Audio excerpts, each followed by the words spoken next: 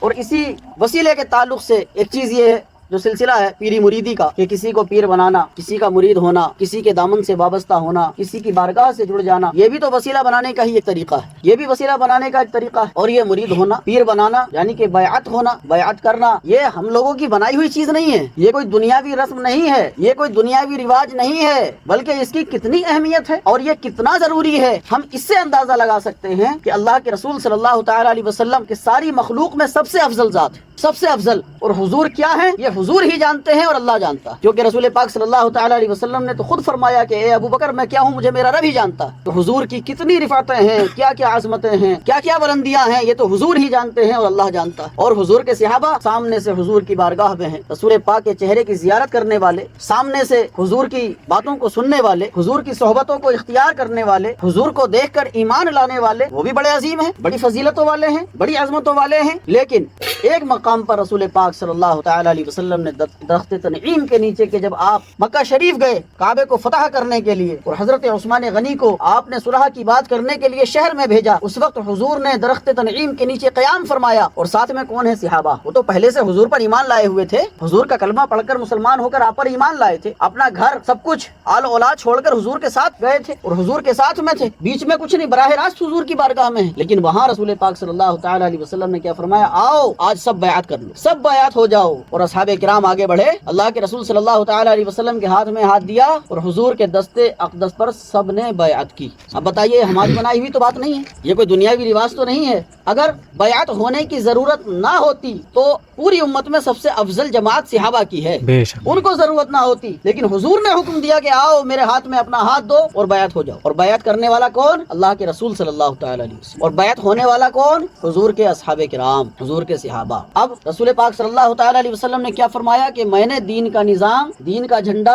علماء اور اولیاء کے ہاتھ میں دیا۔ اور حضور صلی اللہ تعالی علیہ وسلم کی احادیث مبارکہ سے یہ بھی ثابت ہے کہ علماء حقہ، اولیاء کرام یہ حضور کے نائب ہیں، تو ظاہر سی بات ہے کہ ان کا عمل، حضور کے نائب کا عمل حضور کی رضامندی کے خلاف تو نہیں ہو سکتا، اور جن کے ہاتھوں میں دین کا نظام دیا گیا ہے ان کا طریقہ دین کے خلاف تو نہیں ہو سکتا، کیونکہ ان کے اوپر تو ذمہ داری ہے کہ وہ دین کو آگے بڑھائیں گے، دین کو پھیلائیں گے، دین کو چلائیں گے، دین کو عام کریں گے، لوگوں کو دین سے جوڑیں گے، ان کے ہاتھ میں تو پورا نظام ہے۔ اور یہ اولیاء کرام کی ہی محنتیں ہیں کہ آج دین اسلام پوری دنیا میں موجود ہے، پوری دنیا میں موجود ہے، کیونکہ مکمل تو حضور پر ہو گیا ہے، لیکن کبھی حضرت امام حسین اس کو زندہ کر رہے، کبھی حضرت خالد بن ولید اس کو زندہ کر رہے ہیں، سرکار امام اعظم اس کو زندہ کر رہے ہیں، سرکار غوث اعظم اس کو پھیلا رہے ہیں، سرکار خواجہ غریب نواز اس کو آگے بڑھا رہے ہیں، سرکار مجدد الفسانی اس کو بچا رہے ہیں، سرکار بہاؤالدین نقشبند اس کی اشاعت فرما رہے ہیں، غرض ہے کہ اولیاء کرام چلتے جا رہے ہیں اور دین چلتا جا رہا ہے، یہ دنیا زمانے میں جاتے جا رہے ہیں، دین پھیلتا جا رہا ہے، ان کی محنتیں ہوتی جا رہی ہیں، دین ترقی پاتا جا رہا ہے،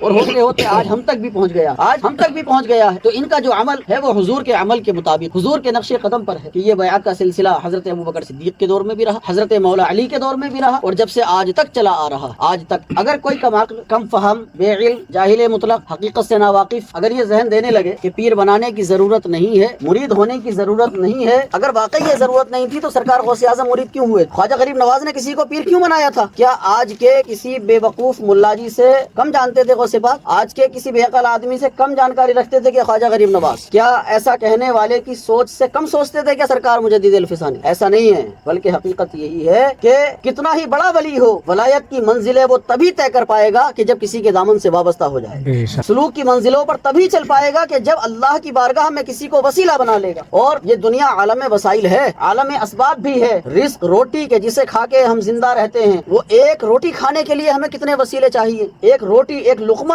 حلق سے اترنے کے لیے کہ پہلے زمین ہونی چاہیے، پہلے زمین چاہیے کہ ایک وسیلہ زمین ہے۔ اب زمین کو تیار کرنا ہے، تیار کرنے کے لیے انسان بھی چاہیے جو تیار کرنے والا ہے، تیار کرنے کے لیے تیار کرنے کا سامان بھی چاہیے، ہل بھی چاہیے، ٹریکٹر بھی چاہیے، کلٹیویٹر بھی چاہیے، ہیرو بھی چاہیے، بہت ساری چیزیں ہیں۔ اور پھر ہر چیز کے لیے ٹریکٹر چلانے کے لیے بھی انسان چاہیے، اس میں تیل بھی چاہیے، اور ٹریکٹر بنانے کے لیے کتنے سارے وسیلے ہیں کہ فیکٹری بنی، مزدور بنے، مینیجر رکھا گیا، مشینیں لگی، تب تو ٹریکٹر بن کے آیا۔ چاروں طرف وسیلے، ہر چیز میں ایک دوسرے سے جڑی ہوئی چیزیں ہیں۔ اگر ہمیں ایک فاوڑا بھی چاہیے تو اسے لکڑی چاہیے، لوہا چاہیے، بنانے والا چاہیے، اس کے لیے آگ بھی چاہیے، چھیلنے کے لیے لکڑی کو، اس کے رشتے کو تیار کرنے کے لیے اوزاروں کی بھی ضرورت ہے۔ کتنے سارے وسیلوں، ہر چیز کے لیے کتنے وسیلوں کی ضرورت पड़ रही है। और तमाम वसीलों को जमा करके बहुत से वसाइल को इस्तेमाल करने के बाद तब जाके जमीन तैयार हो रही है। अब जमीन तैयार हो गई तो उसमें बीज डाला गया। अब उसमें कभी हम पानी दे रहे हैं, कभी खाद डाल रहे हैं, कभी दवाई डाल रहे हैं। बड़ी मेहनतों के बाद, बड़ी मुश्किलों से वो फसल उसमें उगी। अब वो बड़ी हो रही है, उसकी हिफाजत कर रहे हैं, हिफाजत करने वाला भी चाहिए। बड़ी हो रही है, अब उसके कटने की जब बारी आई तो फसल काटने के लिए फसल को काटने वाले चाहिए, काटने के लिए उनके औजार भी चाहिए। फसल कट गई, अब भी बात नहीं बन रही है। अब उसकी गहाई करेंगे, गेहूं निकालेंगे, गेहूं मिल गए, रोटी अभी भी नहीं मिलेगी, चक्की पे लेके जाएंगे, उसको पिसवाएंगे। कितने वसीले चाहिए वहाँ? पीसने वाला चाहिए, मशीन चाहिए, ले जाने वाला चाहिए, वहाँ से लेके आने वाला चाहिए। वो आटा तैयार हो गया, घर में आ गया, रोटी अभी भी नहीं मिलेगी, रोटी अभी भी नहीं मिलेगी। उस आटे में पानी डालना पड़ेगा, गूंदना पड़ेगा, गूंदने के लिए गूंदने वाला चाहिए। और आटा तैयार होकर रखा गया, रोटी अभी भी नहीं मिलेगी। अब उसे तवे पे डाला जाएगा, आग पे पकाया जाएगा। अब उसे पकाने के लिए तवा, चूल्हा, आग, चिमटा, कितनी सारी चीजें चाहिए। अब रोटी पक के तैयार हो गई, प्लेट में आगे रखी गई, वो सामने रखी है। लेकिन वहाँ भी बगैर वसीले के बात नहीं बन रही है। हाथ को वसीला बनाना पड़ेगा, हाथ से रोटी को तोड़ना पड़ेगा,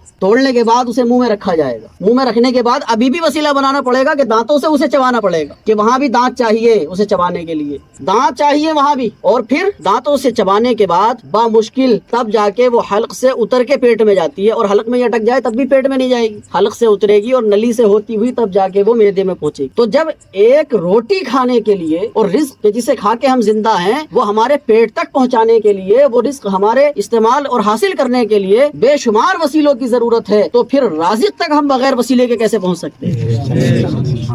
जब हम एक रोटी तक, रिज्क तक बगैर वसीले के नहीं पहुंच सकते, और एक वसीला नहीं बल्कि बेशुमार वसीले, बहुत सारे वसीले हमें इस्तेमाल करने पड़ते हैं, तब जाके हमें रिज्क मिलता है। तो जो राज़िक है, रिज्क को अता फरमाने वाला है, रिज्क का खालिक है, रिज्क का मालिक है, उस तक बगैर वसीले के हम कैसे पहुंच सकते? पहुंच नहीं सकते, वहां तक हमारी रसाई हो ही नहीं सकती। तो